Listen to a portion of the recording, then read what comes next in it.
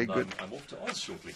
Really? Yeah. Okay, there we are. We're talking about Australia, by the way, if you're just eavesdropping on that conversation with Douglas Kruger. What are you going to do there? You want to tell us? I am presenting in New Zealand, in fact, and dropping by to visit some family in Sydney and doing a little bit of speaking there as well, so keeping out of mischief. And you're doing all of that because you're a person in demand, which is very relevant to what we're talking about as we get to the Life Coach feature for the next 30 minutes. Douglas Kruger is the man you've just heard him talking. He's, author, professional speaker. Douglas, good talking to you, and you want to talk about becoming an expert. Tell me about that. Absolutely. So we often look at the idea of how to position yourself as an expert, regardless of the industry that you're involved in. And today I'd like to focus on the idea of visuals and how you can make your personal value more visual, not just visible, but visual to the world outside. So what's the idea? As aspiring experts, we tend to, I believe, underutilize the power of visuals in our own marketing and in positioning ourselves. And visuals, which can be anything. We're talking clothing, we're talking advertising, anything that can be seen. The outward sign of who we are and what we do can make a huge contribution to our reputation and our ultimate success. So are you talking image here? We're talking image, we're talking visuals particularly, because that's something that we can tinker with and manipulate, and I'll give you 3 suggestions for where to go a tinker. Go ahead and tell us. Yeah. Okay, so what's the psychology behind it first? Visual cues, these signals that tell the world something specific about our character and our persona, can actually communicate more convincingly than just dry text. And we tend to lose sight of that. We very often on things like our websites or perhaps the CVs and bios that we create, we become incredibly text heavy and we lose sight of how powerful these visuals can be. And over the holidays, I was watching a simple little YouTube video clip about an expert on web design. And this was someone who works particularly with very high level performers across a range of industries. So the websites that he creates are typically for the upper echelons of anyone in any particular industry, really expensive sites. And he says for his money, the number one mistake that people make is that their websites have swathes of text explaining who they are, but have no dynamic visuals showing who they are. And I mean, 3 very quick examples of the difference there. So you could either describe yourself using huge amounts of text as a thought leader in your industry, or you could show a photograph of yourself being interviewed on a business show with the cover of your book on display in the background. And he's suggesting, and now he's saying the latter, and I think that's incredibly powerful. 2 more quick examples. You can either describe yourself as a leading architect in text, or you could show a massive panoramic shot of yourself on the site of, say, a glass skyscraper, plans in hand, surveying your creation. You could either call yourself a sports star, or you could show yourself actually holding the trophy aloft in a photo that shows the emotion and gives that visceral effect. And in every case, the visuals will radically outperform the description. Okay, I have to say this. I posted a video clip, and it was done like 2 minutes before I went on air, of me opening the door of the studio, suggesting what's coming up on the afternoon talk show. Is that more effective, physically opening the door, than just texting a whole lot of things about what we're going to do? Yes, because I mean, if you jump onto Twitter, everyone's saying something like this is coming up next and so forth, but you're showing a story. You're showing here's a human being going through a process and there's something real happening. So when you can actually show a bit of a story and capture the mood and the emotion and the place and the setting, all the wonderful things that we do in effective storytelling, it is just so much more effective. Okay, check it out in comment. Right, what else? Okay, so let's look at 3 audit opportunities. Right. So if you buy into the idea that showing is more powerful than telling, here are 3 ways in which you can do it. And I'll spend a little bit more time and depth on the first one, and we'll cover the last 2 fairly quickly. So the first one is your physical, bodily, visual cues. Body language is our starting point here. And anything that shows your body language to be gathered up, under control, and under your own discipline, as opposed to loose, sloppy, down, and uncontrolled, is going to create, it will raise your perceived authority. So it's very simple, but it means things like looking out for good posture, sitting up straight, walking with purpose, and that means a little bit of mastery over how you use your physicality in the space surrounding you. And quite often, in fact, it's not a case of learning things, rather, as much as it is culling bad habits. I once worked with a law firm that wanted me to teach their junior advocates how to portray more authority. Okay. And most of that was getting rid of nervous tics, not rocking in a chair, not tapping your fingers, not spilling off the side of your seat while you're speaking to clients. And so it's pretty obvious things. Pretty basic things, but unless you are self-aware And unless someone has pointed out to you that this changes your career trajectory, you don't tend to think of it. But it makes a big difference, that sense of mastery over body language.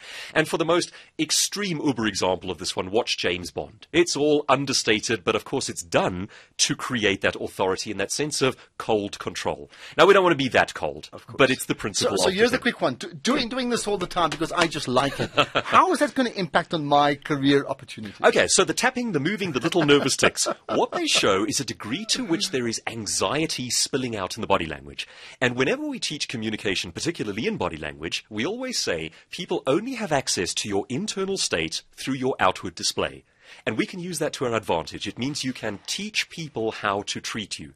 And of course, the reverse of that is true. If you are not showing people how to treat you, you can create the persona of a very junior, very anxious, very stress-ridden person, who in turn is not a person who is likely to be able to charge high fees or likely to be in line for promotion and so forth. So there is a direct financial incentive to actually learn some very basic body language skills. Okay. Wow. Yeah. Okay, next. Now, of course, the next thing within that is grooming, and I'm going to give you a silly little idea that is actually quite profound. Looking around the landscape at who is good at this, I've discovered that of all the strange advertisers, all the strange people, the folks who do brandy advertisements have got this nailed. So, for example, you will see the powerful executive in the dark suit, reclining on a leather seat, staring wisely into the distance with body language that combines this aura of power with a relaxed and contemplative demeanor. And of course, he's staring off into the distance, contemplating how great a captain of industry he is and how good his brandy tastes. So, now, we don't want to become a brandy ad. That's not what we're aiming for. But what we do want to do is to start studying the elements that go into that, because these advertisers have spent years looking at how to create that impression. And it works. It absolutely works. Study after study shows that what you portray translates directly into how people treat you. Unless it's an H&M advert, which we will not get into. But, okay, absolutely. Get the point, yeah. Okay, so that's the first one, which is very broadly speaking, it's your body language, it's your grooming, it's how you portray yourself visually. The cues make a massive difference and they translate directly into your career trajectory. Now, here are two more areas that you can look at and do a little audit for yourself in terms of asking, how good are my visuals right now? Number two is your marketing collateral, which is scouring your website. How visual is it? Does it only explain who you are, or does it show you doing something that tells a story, exactly as you just said? To what degree does it depict story, tell narrative, rather than simply explaining that you are a high-level expert? And I find that most people, when they perform this audit for themselves, are actually taken aback that their website is professionally designed, but it simply doesn't do this. And this, I think, is the number one thing that a website should do, show rather than tell. And interesting, I mean, if you look at most people who go to, send their children to nursery school or kindergarten, that idea of show and tell is a nursery school thing. Yes. And we don't take the lessons. We don't translate it into our lives, our careers, and so forth. And I mean, even basic things like your mom telling you, sit up straight, there's a career imperative base in that one. Okay, got that. And number three is your total online persona. So we're moving away from marketing collateral like your website and bio, and we're looking at things like the photography that appears on Facebook, Twitter, LinkedIn, and so forth. Are you portraying the right tone and level for someone who wants to be taken seriously? Or are they all shots of your breakfast, your bicycle scar, you in a sweaty t-shirt looking frumpy on a couch? It all communicates and it all adds up.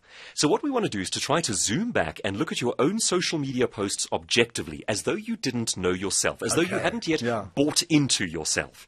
And what level of practitioner does it all portray? That's the question.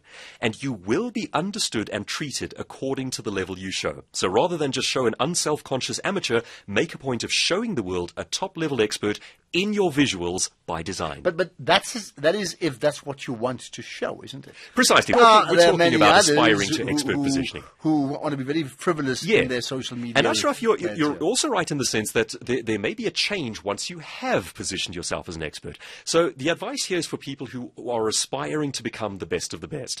Now, funny enough, what tends to happen beyond a certain point is when you are seen as so stratospherically far ahead of the competition, then there is a switch, and there comes an advantage in showing yourself in a relaxed jersey, chatting with your family, because it humanizes you once again. There is, in fact, a point beyond which you've gone so far that you can become inaccessible.